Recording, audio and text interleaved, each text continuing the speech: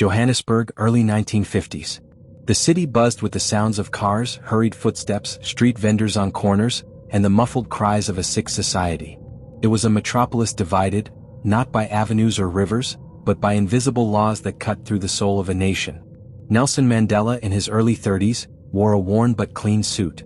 He walked with steady steps between the white skyscrapers and the dark ghettos. He was one of the few black lawyers practicing in the city, but with every legal victory, a deeper moral defeat loomed. Every day he watched fathers being evicted from their land, workers beaten for being late, youths imprisoned for nothing more than the color of their skin. The Constitution was a joke. Justice, a puppet of the regime. There is no law here. Only control disguised as civility, he would later write in a notebook that was never published. At that time, Mandela still believed in peaceful resistance. He was involved with the African National Congress, ANC, organizing marches, boycotts, and petitions. But it was like screaming into a desert. The state not only ignored them, it retaliated with a cold, silent, institutional fury. In the dead of night, Mandela began attending clandestine meetings. No longer with jurists or religious leaders. These were meetings with militants, guerrillas, communists, World War II veterans, men and women who didn't believe in speeches, only in action. Codenames, maps, escape routes, secret police reports. He read them all with burning eyes. Something in his soul had already begun to break. The idea that peace would come through words was starting to crumble. A case that marked his turning point. In 1952, Mandela defended a 16-year-old boy charged with insubordination. The boy had refused to lower his head to a white police officer. No criminal record, no weapons, no violence. Yet the judge sentenced him to 2 years of forced labor. Mandela left the courtroom with clenched fists, blood pounding in his temples. That night he wrote in his diary, "White law doesn't seek justice. It demands submission. Defending a man within this system is like trying to save a burning house with your bare hands." From that day forward, his demeanor changed. The polite lawyer became blunt, direct, almost cold. He avoided interviews and distanced himself from conciliatory colleagues. He spent hours reading the works of Frantz Fanon, Che Guevara, Mao Zedong. He replaced Gandhi with Guevara on his bookshelf. The birth of strategic rage. Mandela was not impulsive. He knew that rage without direction was a useless weapon, so he channeled his fury into study. He studied sabotage tactics, espionage, and urban guerrilla warfare. He created a reading group with young leaders, where they no longer discussed how to negotiate with the government, but how to overthrow it. At the same time, Mandela drew closer to the South African Communist Party. The alliance was strategic. They had access to funds, weapons, and, most importantly, international connections. This relationship would later be hidden from many of his more moderate supporters. But behind the scenes, it was there that Mandela was preparing for something bigger. The first signs of a darker side. Gradually, the first contradictions emerged. At an internal ANC meeting, a young member questioned whether they were betraying the peaceful principles of the movement. Mandela responded in a low but firm voice. "Peace without justice is slavery by another name. If we don't act now, we're only training our children to be obedient slaves." Accounts from the time, suppressed and rarely publicized, suggest that Mandela encouraged the formation of decentralized cells that carried out minor acts of sabotage. Burning files, cutting power lines, graffiti on government buildings. He always denied any direct involvement, but the signs were there. A warning that foreshadowed the darkness. One night, Mandela received an anonymous note slid under his door. A hero doesn't need to become a monster to defeat monsters. But all who walk through darkness end up absorbing some of it. He kept the note and never replied. In the stillness of the early morning, while his children slept and his wife, Winnie, sewed clothes by candlelight, Mandela wrote in a worn black-covered notebook, "If the state forces us into violence, then violence will be our language. And let the world hear it." That night the young lawyer died. In his place, a strategist was born. A guerrilla. A man willing to do whatever it took to free his people, even if it meant getting his hands dirty. I am not a saint, unless you think of a saint as a sinner who keeps on trying. Nelson Mandela. The year was 1961, and South Africa had crossed the line of the unbearable. The Sharpeville massacre still echoed like a muffled scream. 69 unarmed protesters dead. Bullets fired into crowds of men with empty hands. Bodies on the ground. Blood on the streets. Mandela looked at the photos in silence. His eyes were dry, but something inside him tore apart. In that moment, his belief in peaceful struggle died for good. And in its place, Mandela raised a new banner, that of armed resistance. The birth of the blade. It was in a dimly lit basement at Lilysleaf Farm, hidden among trees and brush in Rivonia, that Mandela, now operating under the alias David Motsamei, founded what he called Untold, the Spear of the Nation. The mission was clear: to sabotage the regime until it bled from within, blow up power stations, sabotage railways, target government buildings, destroy the oppressor's infrastructure, and if necessary make them feel fear. Only a fool waits for the oppressor to hand him freedom with flowers in his hands. Mandela in an internal ANC address. Mandela crafted meticulous plans. He trained young militants. He secretly traveled to Ethiopia, Morocco, and Algeria, seeking military training from experienced guerrillas. His closest friends began to notice a change. He no longer hesitated. His speeches grew harder. His compassion gave way to conviction. A phrase that hides an abyss. The struggle is my life. Nelson Mandela.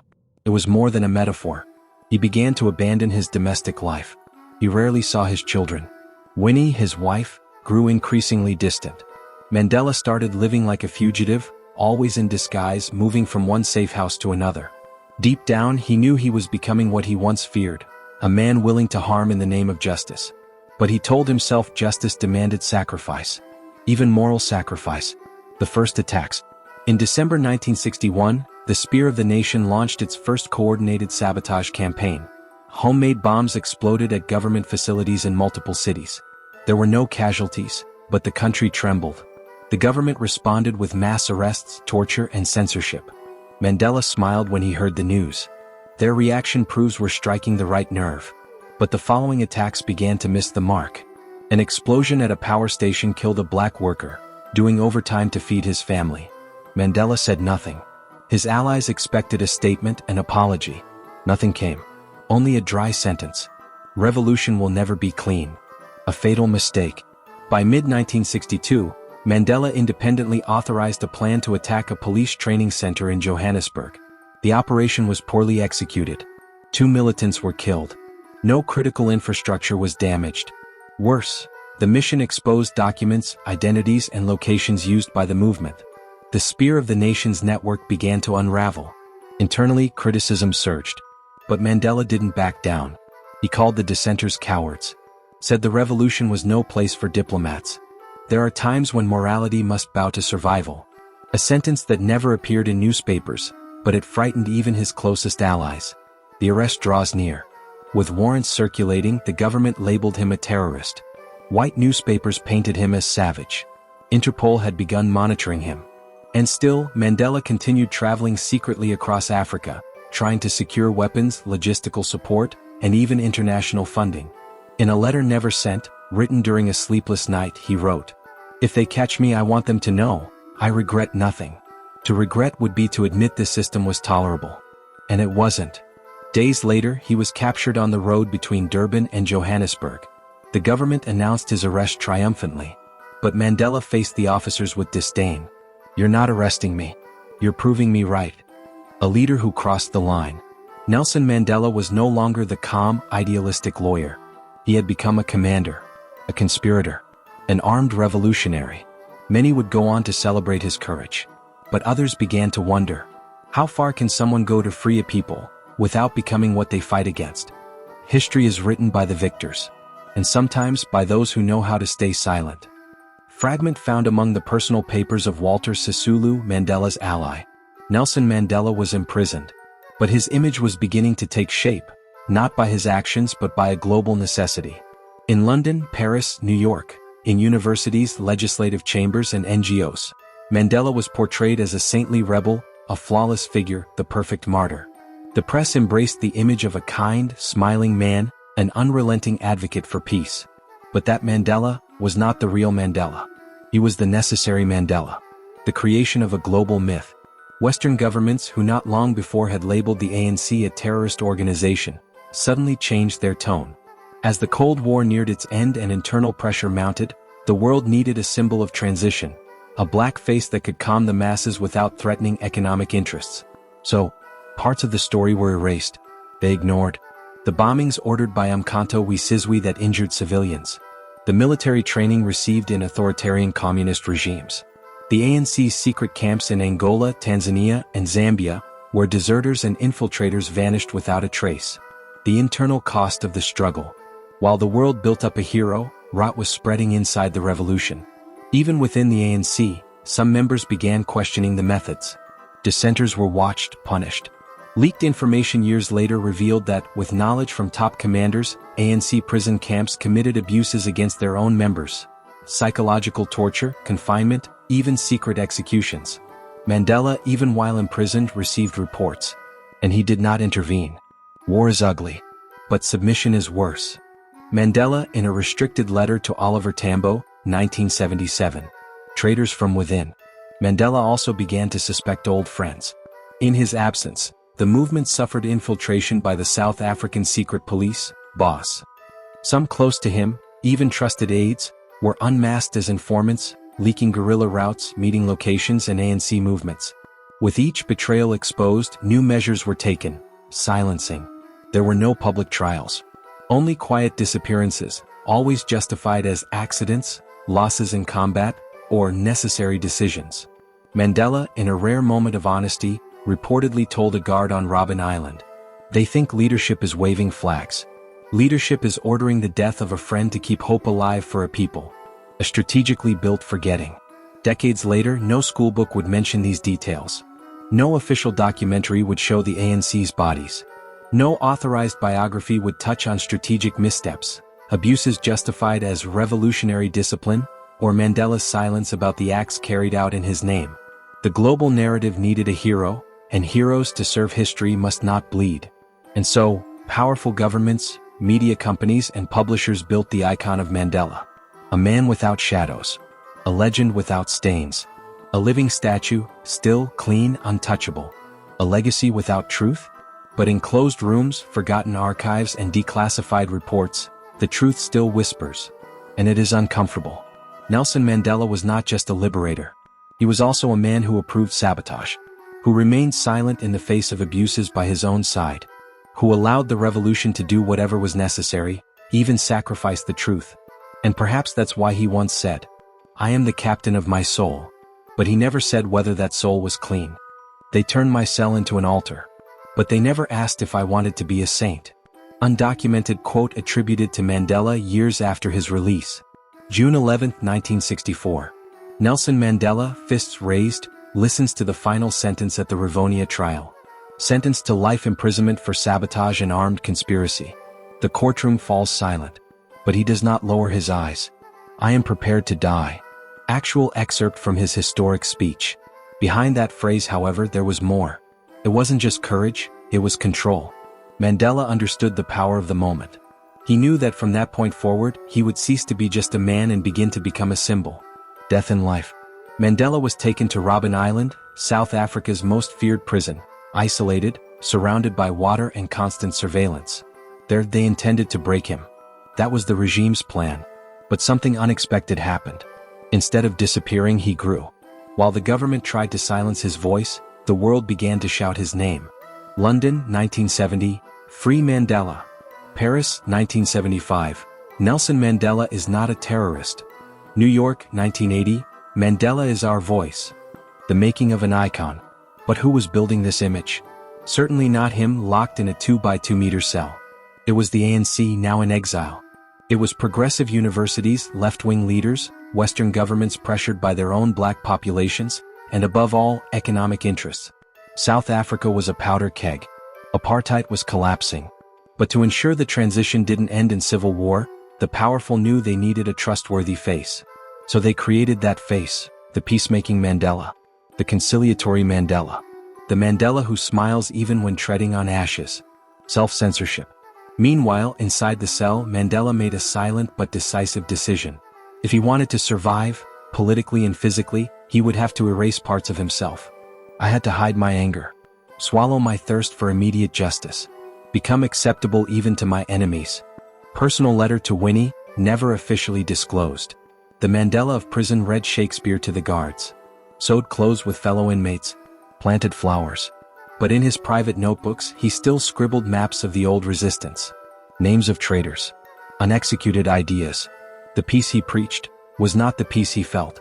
The myth traps the man. Over time, Mandela realized something unsettling. The world no longer wanted the man Nelson. They wanted the myth. And the myth couldn't make mistakes, couldn't admit regrets, couldn't reveal the deals made with criminals to save lives, couldn't remember the bombs planted in the name of the revolution. I'm not a god. But if I say that publicly, no one would believe me. Confession recorded in a confidential notebook, 1988. The final betrayal. In 1989, the South African government opened secret negotiations with Mandela. The regime wanted to leave power with dignity. Mandela wanted to free his people without a bloodbath. The price? Silence. In exchange for freedom and free elections, there would be no trials. No military personnel would be punished for apartheid crimes. No government officials would face international courts. The past would simply be buried. Mandela accepted. I knew the price of peace would be the unspoken truth. Confided to a Norwegian diplomat, never officially confirmed. The day the world stopped. February 11, 1990. Mandela walks out of prison. Millions of eyes watch him. He raises his hand. Smiles. The world kneels. And no one asks what had to be sacrificed for that moment to exist. The man behind the symbol. Mandela was no fool. He knew that part of his story had been erased, silenced, rewritten. He knew he could never tell it all. That the uncomfortable truths of the revolution, the mistakes, the deaths caused by his own side, would have to die with him. And so, he lived and died with a secret between his teeth. The peace we built was solid. But it was built on silence. Freedom is not just the breaking of chains, but living in a way that respects and strengthens the freedom of others. Nelson Mandela, public statement. But what happens when freedom is built on silent agreements and shadowy alliances? The rise to the throne of a divided nation. In 1994, Nelson Mandela became South Africa's first black president. The world celebrated the victory of justice, reconciliation, and forgiveness. Behind the spotlight, however, the scene was different. The country was broken with open wounds, economic, social, political. Apartheid hadn't magically ended. It had been transformed, often camouflaged within new structures. Mandela knew that the dream of a just South Africa demanded bitter compromises. Alliances with shadows.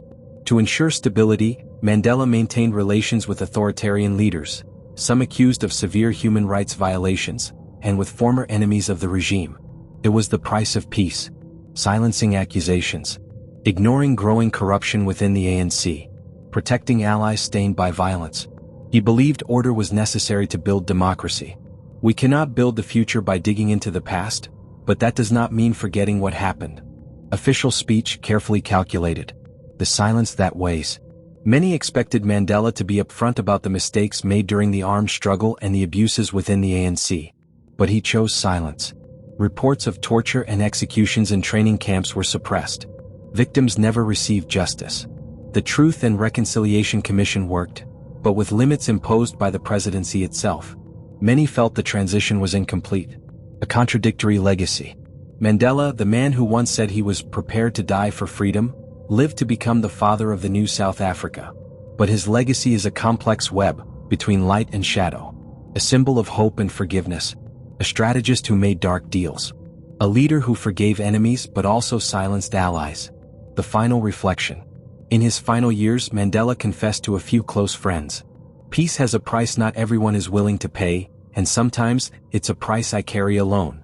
And so, the man who became a legend finally rested. What was left behind? The Mandela the world knows is, above all, a symbol. But the real Mandela, with his contradictions, his mistakes, his difficult choices, that Mandela remains hidden in the margins of history.